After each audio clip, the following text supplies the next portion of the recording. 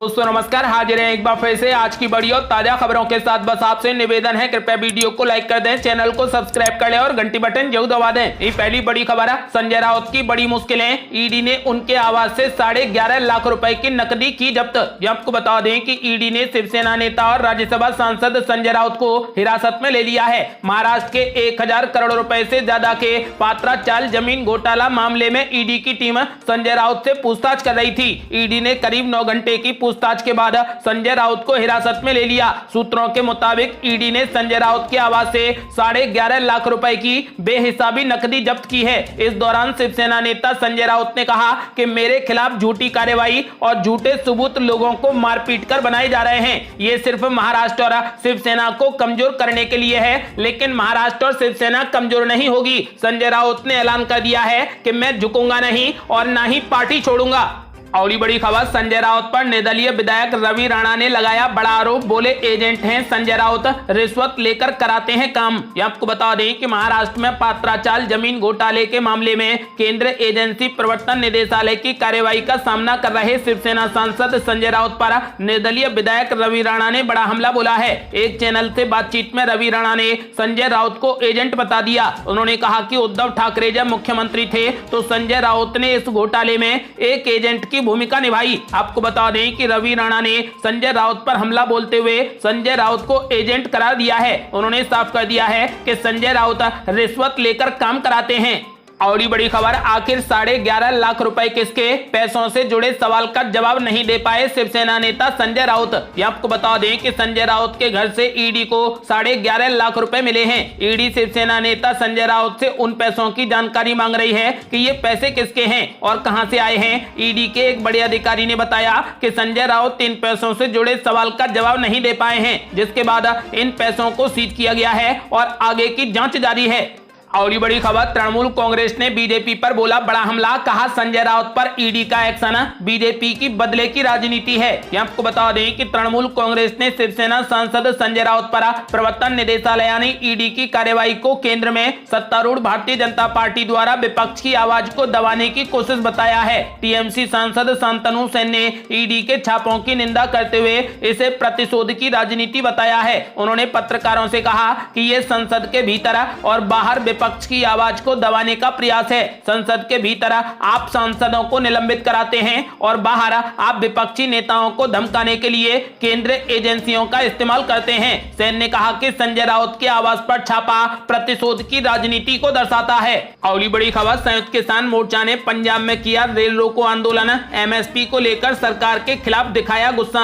आपको बता दें कि संयुक्त किसान मोर्चा ने पंजाब में केंद्र सरकार के खिलाफ रेल रोको आंदोलन किया। मोर्चा का आरोप है कि सरकार ने एमएसपी कमेटी को लेकर वादा खिलाफी की और साथ ही किसान आंदोलन के दौरान दर्ज मामले भी वापस नहीं लिए। शहीद ऊधम सिंह की शहादत दिवस के मौके पर बुलाए गए विरोध प्रदर्शन का असर पंजाब, हरियाणा और पश्चिमी उत्तर प्रदेश के कुछ इलाकों में देखने को मिला। संयुक्त किसान मोर्चा के आह्वान पर किसानों ने रेल ट्रैकों पर धरना प्रदर्शन किया। किसानों ने 3 बजे तक रेल पटरी पर धरना लगाकर केंद्र सरकार के खिलाफ प्रदर्शन किया। किसानों का आरोप है कि दिल्ली में किसान आंदोलन समाप्त करवाने के लिए केंद्र सरकार ने किसानों से जो वादे किए थे वो पूरे नहीं किए। इसके विरोध में किसानों ने पंजाब और हरियाणा में जगह जगह विरोध प्रदर्शन कर रेलवे ट्रैक पर धरना दिया। संयुक्त किसान मोर्चा ने आने वाली 3 अगस्त को फिर से विरोध प्रदर्शन करने का ऐलान कर दिया है। और बड़ी खबर, झारखंड के निलंबित विधायकों को 10 दिन की मिली पुलिस रिमांड। केस के साथ हावड़ा में हुए थे गिरफ्तार।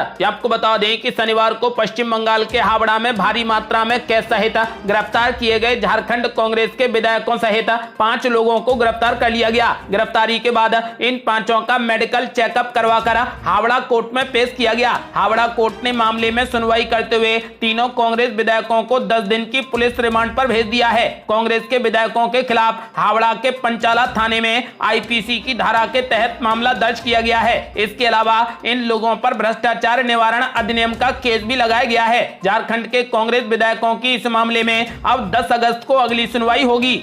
और ये बड़ी खबर, कांग्रेस ने बीजेपी पर बोला जबरदस्त हमला, कहा जनता द्वारा नकारे जाने पर लोकतंत्र की हत्या की कोशिश करती है बीजेपी। ये आपको बता दें कि कांग्रेस नेता और प्रवक्ता प्रोफेसर गौरव वल्लभ ने शिवसेना सांसद संजय राउत से ईडी की पूछताछ पर कहा कि केंद्र सरकार ये बताए कि संजय राउत से पूछताछ संयोग है या फिर प्रयोग है। देश जानना चाहता है कि जब तक महाराष्ट्र में उद्धव ठाकरे की सरकार थी तब तक संजय राउत को ईडी से कोई भी प्रॉब्लम नहीं थी। अब अचानक ऐसा क्या हुआ है कि शिवसेना सांसद संजय राउत से पूछताछ होने लगी है। वहीं पश्चिम बंगाल के हावड़ा जिले में झारखंड के कांग्रेस के 3 विधायकों के वाहन से भारी मात्रा में नकदी बरामद होने के सवाल पर उन्होंने कहा कि झारखंड की गठबंधन सरकार एकदम स्थिर है। इस घटना के पीछे बीजेपी की साजिश है। समस्या ये है कि बीजेपी को जिस राज्य के लोग नकार देते हैं वहां बीजेपी संविधान और लोकतंत्र की हत्या करने की कोशिश करती है।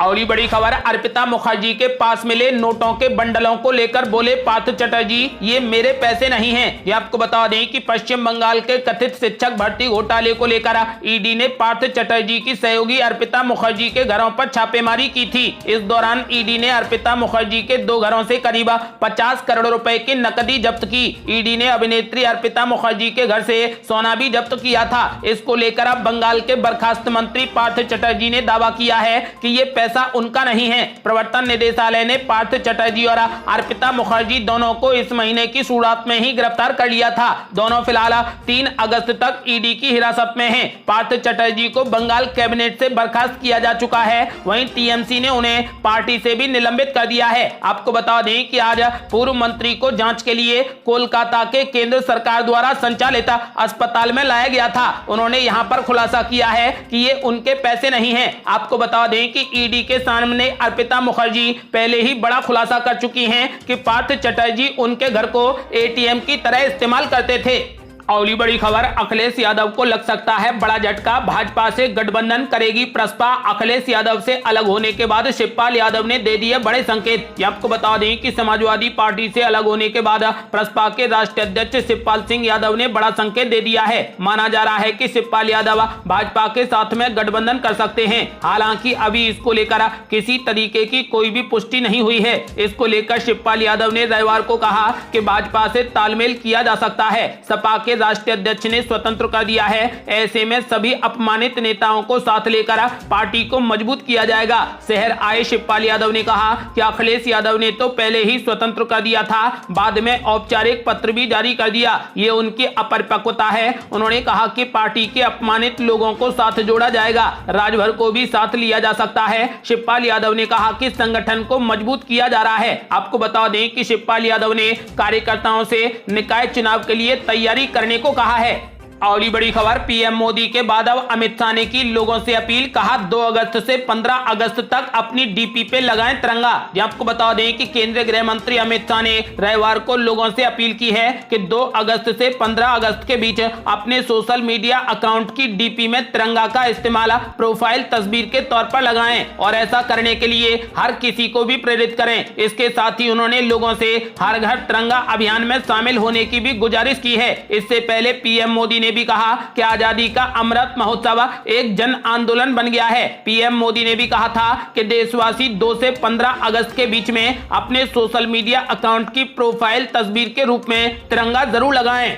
और ये बड़ी खबर, एकनाथ शिंदे ने सुप्रीम कोर्ट से की बड़ी अपील, कहा चुनाव आयोग को तय करने दें कि असली शिवसेना किसकी है। ये आपको बता दें कि महाराष्ट्र के मुख्यमंत्री एकनाथ शिंदे ने सुप्रीम कोर्ट से उद्धव ठाकरे की टीम की सभी याचिकाओं को खारिज करने का आग्रह किया है और कहा कि चुनाव आयोग को ये तय करने दें कि असली शिवसेना किस गुट की है। अपने पास जरूरी संख्या होने का दावा करते हुए एकनाथ शिंदे ने यह भी कहा कि अदालतों को बहुमत द्वारा लोकतांत्रिक तरीके से लिए गए पार्टी के आंतरिक फैसले में हस्तक्षेप नहीं करना चाहिए। ठाकरे गुट नहीं चाहता कि चुनाव आयोग शिवसेना को लेकर अभी फैसला करे। पिछले सोमवार को ठाकरे गुट ने अदालत से कहा था कि वो चुनाव आयोग को शिंदे की अगुवाई वाले बागी विधायकों की अयोग्यता की मांग करने वाली याचिकाओं पर फैसला आने तक कोई भी निर्णय लेने से रोके। असली शिवसेना कौन है का सवाल सबसे पहले ही चुनाव आयोग के पास है, जिसने 8 अगस्त तक दोनों पक्षों से सबूत मांगे हैं, जिसके बाद वो मामले की सुनवाई करेगी। यहाँ शिंदे और ठाकरे दोनों यादव असली शिवसेना होने का दावा कर रहे हैं। दरअसल चुनाव आयोग ही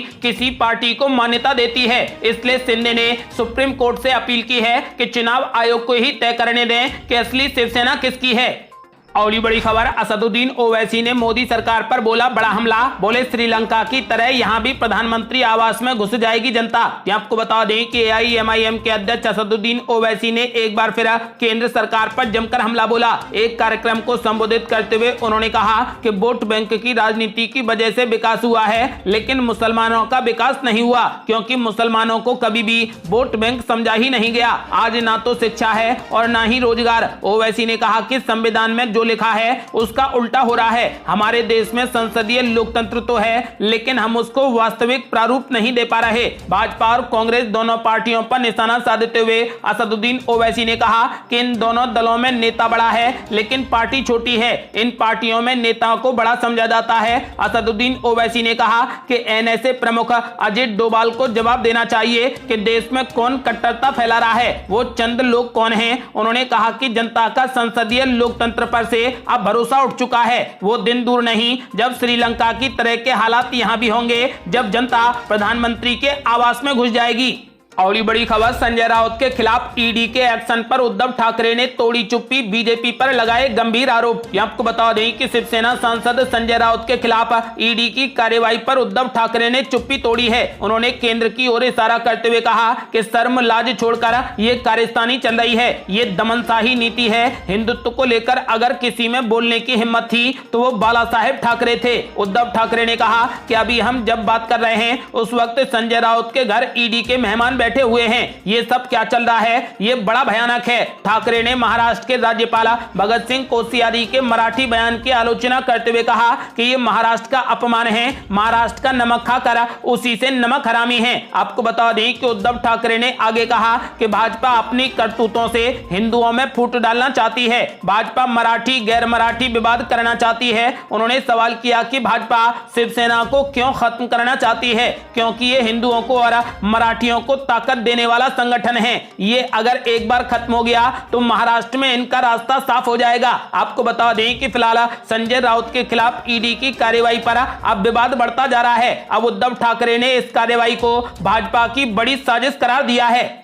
अगली बड़ी खबर, बीजेपी ने कर दिया बड़ा ऐलान। कहा बिहार में एनडीए एकजुट मिलकर लड़ेंगे आगामी लोकसभा और विधानसभा का चुनाव। आपको बता दें कि बिहार की राजधानी पटना में 2 दिन के बीजेपी की सभी मोर्चे की राष्ट्रीय कार्यकारिणी की बैठक का समापन हो गया है। रविवार को बैठक के बाद बीजेपी के राष्ट्रीय महामंत्री अरुण सिंह ने प्रेस कॉन्फ्रेंस कर बिहार में 2024 का लोकसभा चुनाव और 2025 में होने वाले राज्य विधानसभा चुनाव एनडीए के सहयोगियों के साथ में मिलकर लड़ने की घोषणा की है। उन्होंने कहा कि एनडीए में आपस में बहुत प्रेम और एकता है। बीजेपी गठबंधन धर्म का पालन करती है और गठबंधन के साथियों को सदैव सम्मान देती है। उन्होंने कहा कि एनडीए गठबंधन में आपस में कोई भी खींचता नहीं है। हम सभी एक साथ हैं और आपस में परस्पर प्रेम है। हम आगामी चुनाव एक साथ मिलकर लड़ेंगे।